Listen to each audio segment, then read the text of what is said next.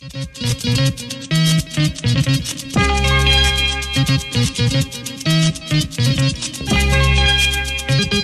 est ta réaction sur l'article 21 ? Eh bien, cet article 21 correspond évidemment pas du tout à ce qu'on pouvait attendre.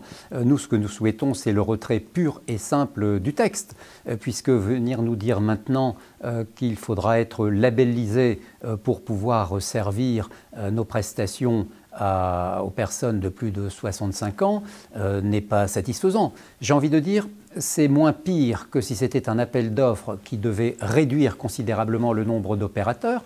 C'est moins pire, mais ça reste pire, puisque les critères pour obtenir ce label seront forcément répondre aux critères définis par les pouvoirs publics et au prix défini par les pouvoirs publics. C'est-à-dire que la liberté, évidemment, n'existe plus, mais comme sur beaucoup d'autres sujets de la complémentaire santé que nous vivons, et j'ai envie de dire que je me sens aujourd'hui président d'un kolkhoz mutualiste, où toute initiative est impossible, toute créativité est impossible, où nous sommes aujourd'hui contraints de proposer à nos adhérents des produits définis par le gouvernement au prix souhaité par le gouvernement. Ça ne peut pas être acceptable, mais d'autant que sur le fond, le principe de vouloir mutualiser uniquement entre les personnes de plus de 65 ans est une hérésie totale.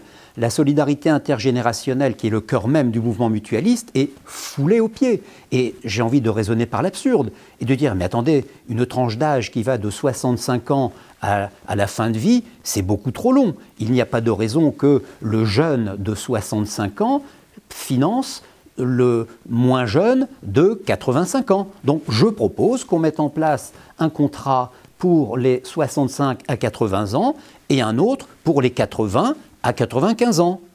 Et j'irai même un peu plus loin. S'il faut vraiment raisonner par l'absurde, parce que je crains fort que ce soit simplement ce message-là qui puisse aujourd'hui être compris et entendu, mais j'ai envie de dire, allons plus loin et mettons en place un contrat qui sera destiné aux malades du cancer en fin de vie et qu'on le réserve à cette population-là, qu'on mutualise entre eux.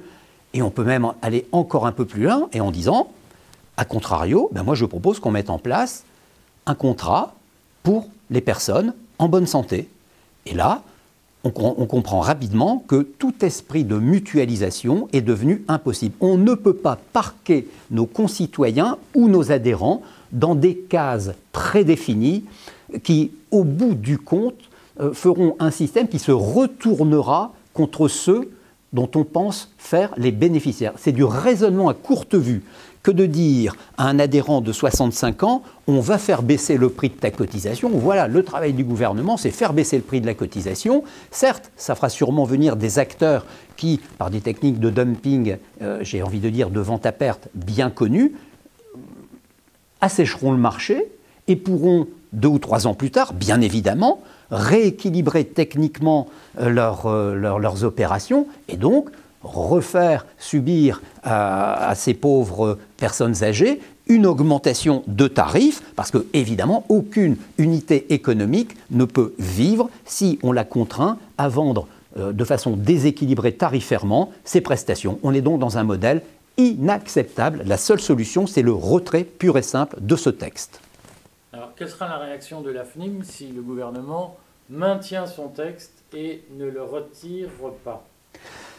La réaction de l'AFNIM, ça sera évidemment de protester violemment et de réexprimer le modèle de protection sociale, ou plutôt d'absence de protection sociale vers lequel on risque d'amener nos concitoyens. Mais après, qu'est-ce que vous voulez ? Duralex, Sedlex. Il faudra bien que l'on ne se contente pas de regarder passer le train, mais que l'on monte dans ce train en trouvant, je dirais, dans nos mutuelles, les moyens de répondre à cette demande, mais qui est une demande inique. Mais en même temps, on ne nous laisse plus tellement le choix. Mais je pense que, d'ailleurs les sénateurs s'y emploient, je pense qu'il n'est pas trop tard pour qu'au bout du compte, ce texte soit très largement modifié pour revenir dans des considérations beaucoup plus humaines.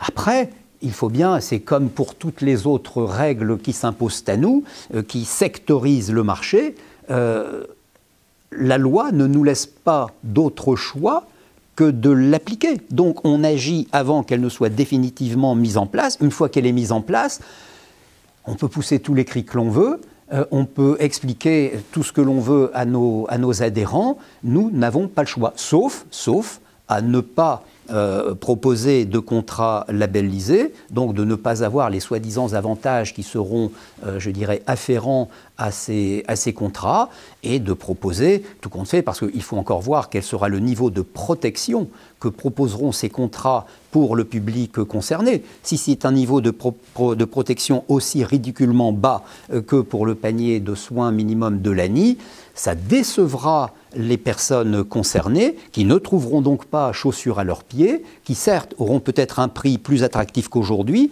mais pour un produit qui ne leur donnera pas satisfaction.